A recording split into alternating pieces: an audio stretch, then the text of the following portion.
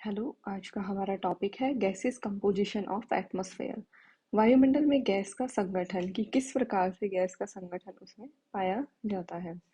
तो पृथ्वी के चारों ओर विभिन्न गैसें जैसे oxygen, nitrogen, carbon dioxide, other गैसें, धूल के सूक्ष्म कण, जल वाष्प आदि का मिश्रित आवरण पाया जाता है और यह वायुमंडल या एटमॉस्फेयर कहलाता है।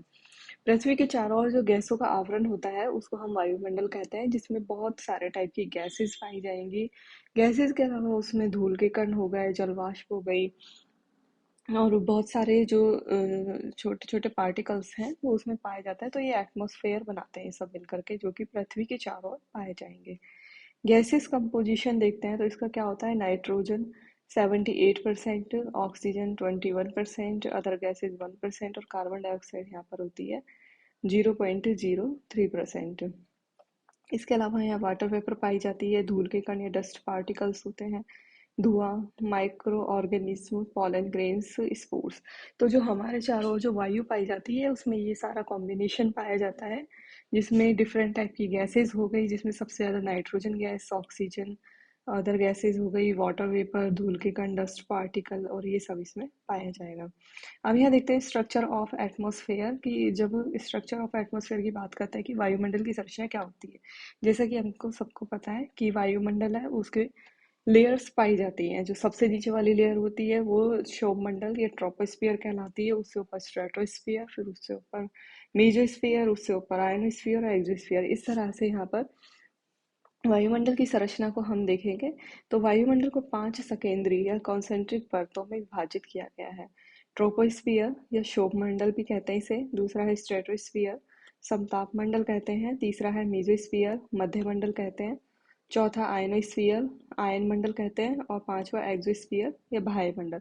तो ये 5 लेयर्स हैं जिसमें वायुमंडल को हमने बांटा है।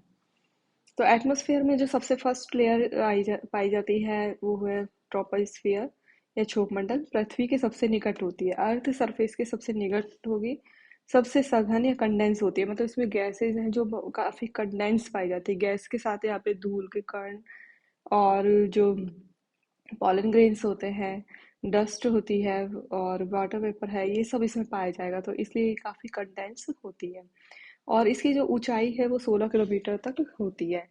इसके अलावा यहाँ देखते हैं जो इक्वेटर या विषुवत रेखा है उस पर पोल के कंपैरिजन में ज़्यादा ऊंचाई पाई जाती है।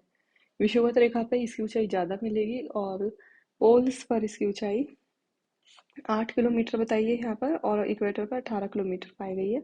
तो इस सघन सबसे सघन पर्वत के रूप में ये पाई जाती है। और जितने भी मौसम संबंधी परिवर्तन होते हैं, जितने भी क्लाइमेटिक चेंज होंगे, जैसे बारिश का आना, तूफान आना, तेज हवाएं चलना, जो भी क्लाइमेटिक चेंजेस हैं वो इस मेट्रोपोस्फियर में ही होता है। इसके अलावा यहाँ एक टर्म और देखते हैं, normal lapse rate. Normal lapse rate क्या होती है कि जो ट्रोपोस्फियर होती है शुभमंडल, उसमें प्रत्येक 165 मीटर की ऊंचाई पर जैसे ऊपर की तरफ जाते जाएंगे तो 1 डिग्री सेंटीग्रेड टेम्परेचर कम होता जाता है। तो जैसे यहाँ दिया हुआ है कि 165 मीटर ऊंचाई पर जाने पर 1 डिग्री सेंटीग्रेड टेम्परेचर कम होता जाता है।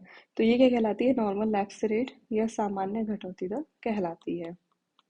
नॉर्मल लैप्स रेट क्या हो गई कि क्षोभ मंडल में 165 मीटर की ऊंचाई पर जाएंगे, हर प्रत्येक 165 मीटर की ऊंचाई पर 1 डिग्री सेंटीग्रेड टेम्परेचर कम होता चला जाता है।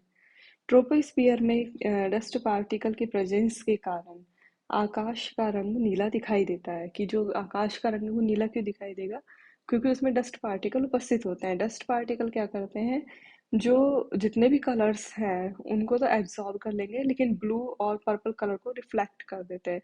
इस कारण आकाश का रंग कैसा दिखाई देता है, नीला दिखाई देता है। तो डस्ट पार्टिकल ब्लू और पर्पल कलर के अलावा सब रंगों को एब्जॉर्ब करते हैं और इस कारण और इनको रिफ्लेक्ट कर देंगे और इसलिए आकाश का रंग नीला दिखाई देता है। ट्रोपोस्फियर में वाटर वेपर उपस्थित होती है। तो ये तो हो गया ट्रोपोस्फियर कि इसकी ऊंचाई कितनी होती है, इक्वेटर पर ज़्यादा, पोल्स पर कम होती है, डेंस वायु इसमें पाई जाएगी, नॉर्मल लैप्स रेट इसमें देखी जाती है, आकाश का रंग नीला भी इसी कारण है। जितने भी क्लाइमेटिक चेंजेस हैं वो क्षोभ मंडल में ही देखे जाते हैं।